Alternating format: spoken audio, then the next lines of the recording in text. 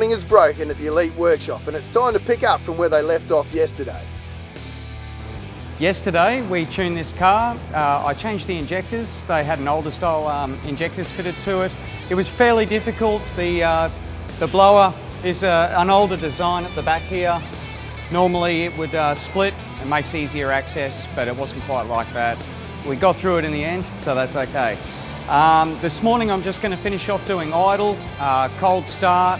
I'll road test the car, make sure the transmission's working properly, and everything going smoothly. We can give it back to the customer this morning. We've got to flash the car with the flash tuner, which is the device which holds the tune the customer owns. It has a specific plug which goes into the OBD2 port, which is down underneath here, and this cord just plugs into that one, like that.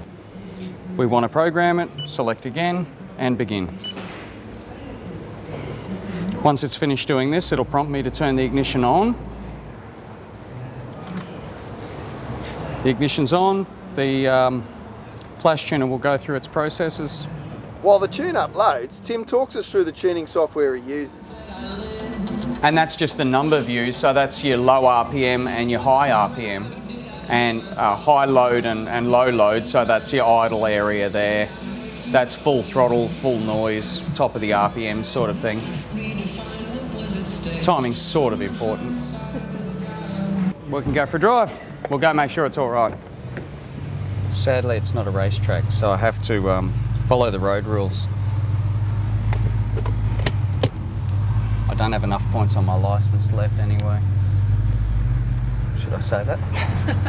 There's a lot to it. At the end of the day, you want your car modified, but still to drive like standard, so we try our best. It's not always possible with big cams, but we do our best. Yeah, one car that had very large camshafts and stuff, I think I spent 3 days trying to get it to drive properly and idle properly, and then in the end I just really got the shits and I returned everything back to stock and I changed 2 things and it made it perfect. So in all it took 20 minutes, but it took me 3 days to get that 20 minutes. Why? I have to pick on these back streets. You can hear every rattle. When you're driving down main roads, you've got all the noise of the cars driving past and it makes it really difficult to listen to anything at all. I like it around here though. There's lots of smaller streets and stuff, so lots of hills, so you can sort of see it nearly stalled then. So far it's pretty good. It's just the dipping in the throttle that I'm not happy with in the idle. Tim will go back and run another tune. Meanwhile, Keagan is still working on completing that extractor upgrade, and the job just doesn't want to get any easier. Nearly. We're fine, huh? Yeah. So now I can put this on. Okay, yesterday we had a look at the power supercharger that runs under the manifold. This is the same engine. The throttle body belongs here. We've just taken the cover off the top here. You can see the air runs through from the air filter through the throttle body into the back of the blower here. Now we've got a good view of it because you can't see it when it's in the car. Straight into the blower. Now it gets up through. This is what we call a diffuser. We're going to replace that diffuser with a intercooler, and inside here, if you come over here, blows up through. It'll blow up through the intercooler, the diffuser or the intercooler when we fit it there, and then back into the engine. Around here, in through the blades there, those blades get rotated and compress the air like that. Okay, and then that gets blown up through the intercooler or the diffuser and back into these holes here, which are the ports into the engine. So it's pressurized, then giving it boost. That's how it works. All right, so we're just about to remove the nose off the supercharger and swap a pulley to be able to get more boost into the engine. Elbow grease is a must-have commodity for jobs like these. It seems like nothing stock in this build just wants to play nice. There you go. Slid straight off there. Bit of a unit, but got there in the end. Now we'll put our new pulley back on here. New pulley ready to go. Keagan finishes off the mounts for the intercooler.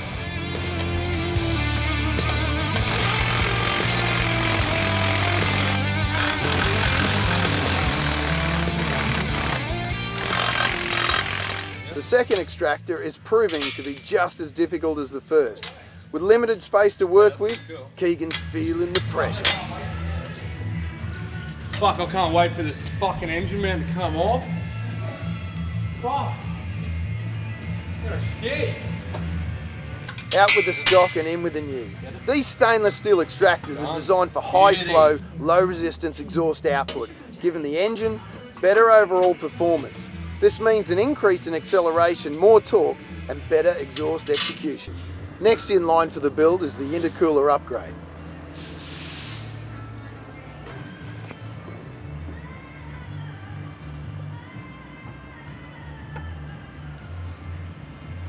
Nothing too technical. See, this is our spacer plate to be able to fit the 110mm thick cooler. And then the lines will run to the front out to their own separate water pump and radiator to help keep the intake system cool.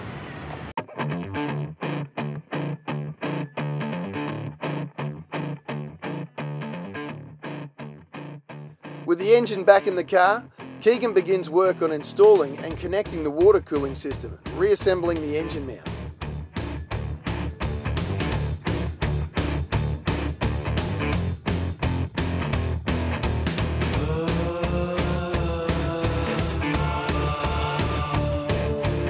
See our intercooler there behind the power steering cooler, condenser behind that. Come up top here.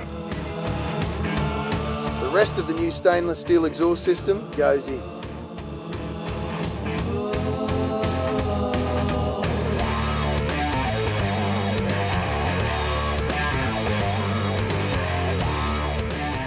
This 2012 FPV GT-P was certainly a challenge for our Keagan.